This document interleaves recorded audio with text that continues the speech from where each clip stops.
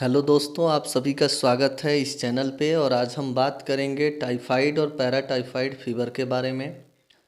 Typhoid और paratyphoid fever दोनों ही enteric fever होते हैं। एंटेरिक फीवर होने का मतलब है जो इंटेस्टाइन में होने वाले फीवर हैं उन्हें एंटेरिक फीवर कहते हैं। कृपया करके चैनल को सब्सक्राइब कर लीजिए। एंटेरिक फीवर को टाइफाइड फीवर भी कहा जाता है।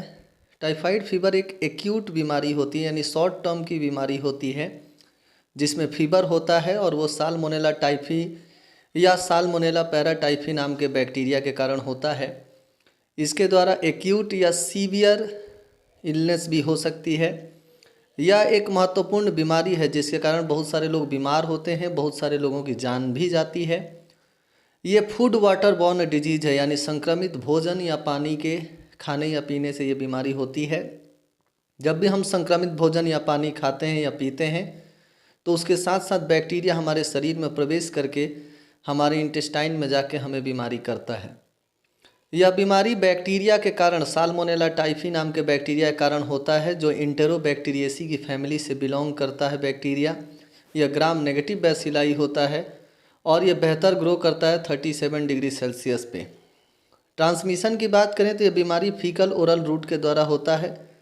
क्लोज कांटेक्ट में अगर है कोई पेशेंट के या ऐसे व्यक्ति के जिसमें बैक्टीरिया हैं पर लक्षण दिखाई नहीं दे रहे, जिसे हम कैरियर कहते हैं, तो भी बीमारी हो सकती है। संक्रमित भोजन या पानी के द्वारा भी बीमारी होती है। कुछ घरेलू मक्खियां होती हैं या कॉकरोच होते हैं, उनके द्वारा भी ये बीमारी हो सकती है। क्या टाइफाइड कॉन्टाजियस यानी संक्रामक है? तो टाइफाइड फीवर जो है यह हाईली कॉन्टाजियस होता है। अगर इन्फेक्टेड पर्सन बैक्टीरिया को पास करता है एक व्यक्ति से दूसरे व्यक्ति में अपने स्टूल के सहारे या यूरिन के सहारे, तो यह बीमारी संक्रामक भी हो सकती है। यह बीमारी कॉन्टामिनेट होती है या फैलती है फूड के सहारे और वाटर के सहारे। How do people get typhoid fever? कैसे होता है? तो अगर कोई ट्रैवल एरिया में काम करता है जहाँ पर टाइफाइड फीवर होना काफ़ी आम बात है, तो उससे बीमारी हो सकती है। जो माइक्रोबायोलॉजी टेक्नीशियन साल्मोनेला टाइफी को कल्चर कर रहा है या यूज़ कर रहा है, उसको हो सकता है। टाइफाइड फीवर के पेशेंट के संपर्क में आने से भी ये हो सकता है, या कॉन्टामिनेटेड सीवेज या वाटर से भी हो सकता है।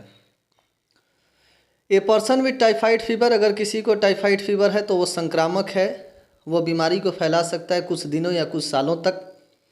और एक व्यक्ति जो है वो काफ़ी ज़्यादा लोगों को बीमार कर सकता है।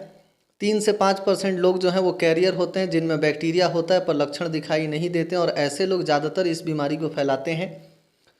Other suffer a very mild illness, कुछों में माइल्ड इलनेस होता है, जैसे कुछ लॉन्ग टर्म कैरियर्स हैं जिनमें बहुत समय से बैक्टीरिया है पर ज़्यादातर लक्षण नहीं है या कुछ ही लक्षण हैं, उनके द्वारा भी बीमारी फैलती है और बहुत समय तक उनके शरीर के अंदर रहती है। प्रोग्नोसिस की बात करें तो इलाज के लिए हमें एंटीबायोटिक थेरेपी दी जाती है पेशेंट को।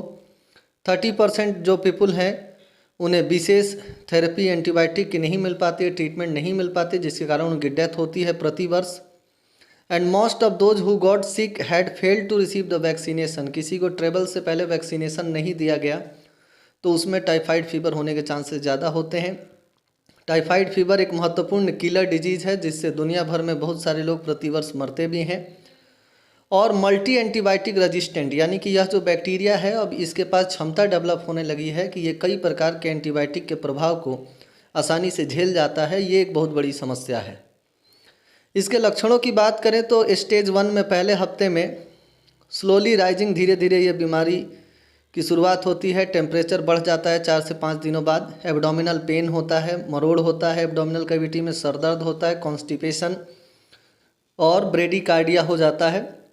सेकेंड वीक में जो साइन और सिम्टम है वो पहले हफ्ते की तरह ही होते हैं, उसमें वो बढ़ते हैं लक्षण। सेकेंड वीक के ख़त्म होते तक डेलीरियम होने लगता है, कॉम्प्लिकेशंस या कोमा या डेथ जैसी समस्या हो सकती है। और फर्स्ट वीक के अंत में रोज़ कलर के गुलाबी स्पॉट शरीर के एब्डोमिनल रीजन में या अपर एब्डोमेन में देखने को मिलता है। खांसी होती है, स्प्लीन में स्वेलिंग हो जाती है, एब्डोमिनल कैविटी के ऑर्गन डिसलोकेट हो जाते हैं और डायरिया भी कई बार देखने को मिलती है पेशेंट के अंदर।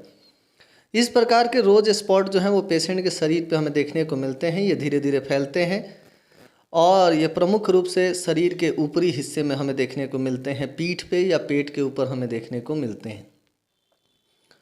स्टेज थर्ड यानी तीसरे हफ्ते में फेब्राइल हो जाता है, शरीर में टॉक्सिन बन जाता है, एनोरेक्सिक हो जाता है, भूख लगना भी कम हो जाता है, वज़न लॉस हो जाता है। टाइफाइड स्टेट यहाँ पे कन्फ्यूज़न होने लगता है और यहाँ पे डेथ के चांसेस ज़्यादा होते हैं, 5 से 10%।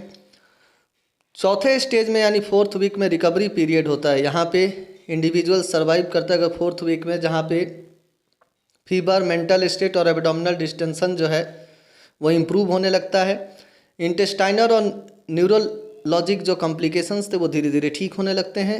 वेट लॉस जो है वो कुछ महीनों तक रहता है या कमजोरी भी महीनों तक रहती है। कुछ सर्वाइवर होते हैं जो एसिम्प्टोमेटिक होते हैं, जिनमें लक्षण नहीं होते हैं।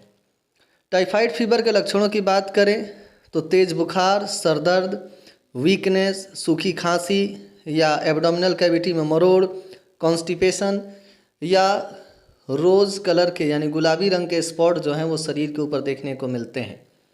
पैराटाइफाइड फीवर जो है ये दूसरा एंटेरिक फीवर है जो साल्मोनेला पैराटाइफी के द्वारा होता है। ये भी काफ़ी कॉमन है और इसमें भी रोज स्पॉट हैं वो देखने को मिलते हैं।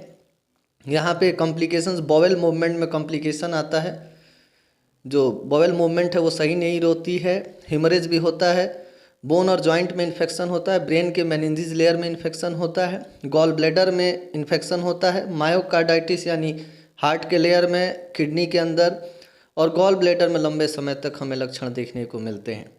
तो इस वीडियो में हमने एंटेरिक फीवर के टाइप, टाइफाइड और पैराटाइफाइड फीवर के बारे में बात की है। कृपया करके चैनल को सब्सक्राइब करिए और वीडियो को शेयर करिए।